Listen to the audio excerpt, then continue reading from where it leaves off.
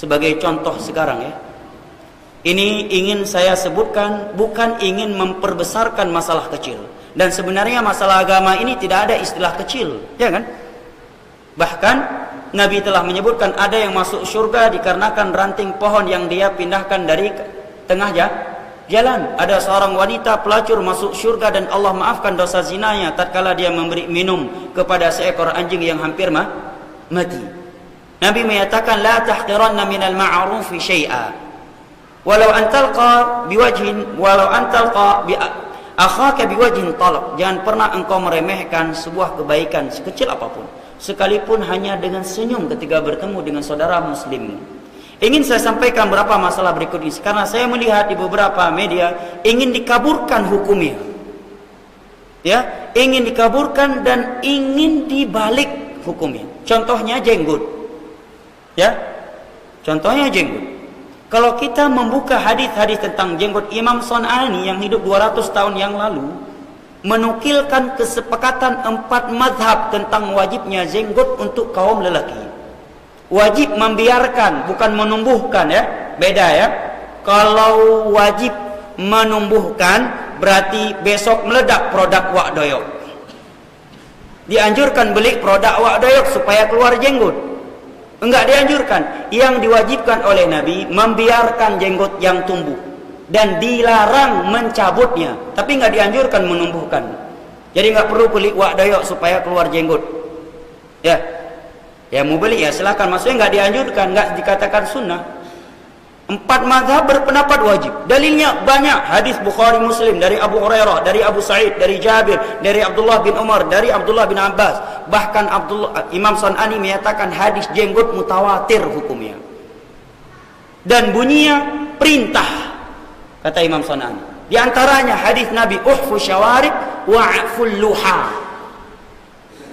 Biarkan jenggot dan bersihkan kumis. Wa khaliful majus. Dengan kalian membersihkan kumis dan membiarkan jenggot, kalian telah menyelisihi kaum majusi dan kaum musyrikin. Hadisnya dalam Sahih Bukhari dan Muslim.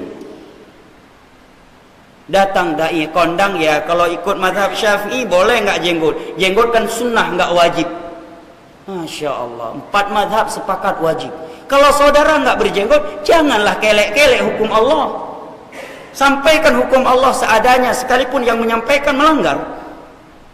Karena kalau tidak kita sampaikan atau kita kaburkan, dosa dua kita. Dosa kita dua, dosa tidak melakukan dan dosa menipu masyarakat. Jelas ya?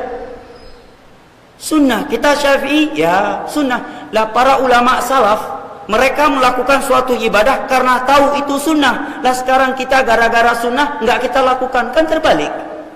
Ulama salaf melakukan sebuah kebaikan karena tahu itu sunnah. Lah sekarang kita meninggalkan sebuah kebaikan karena tahu itu sunnah.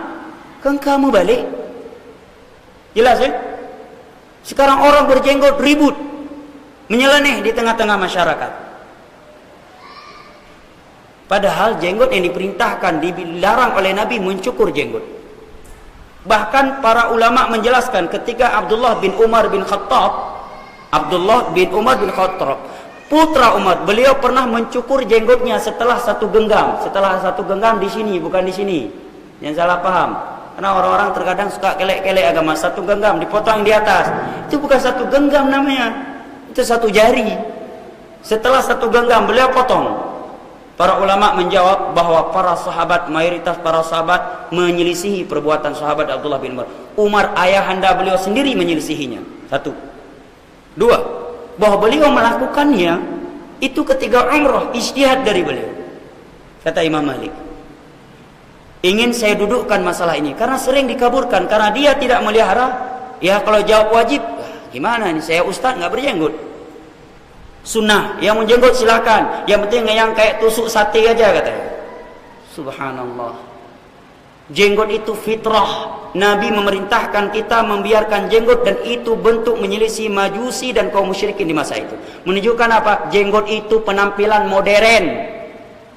Mencukur jenggot itu penampilan kulot dan kuno.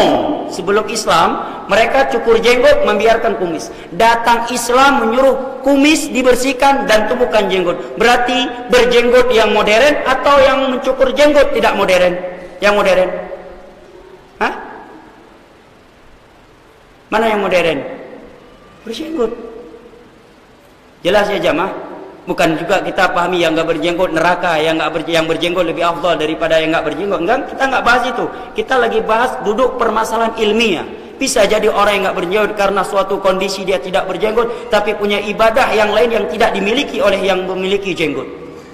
Mungkin sholat malamnya, sedekahnya dan seterusnya, keikhlasan dia. Kita sedang menuduk permasalahan ini karena sering ini dikaburkan.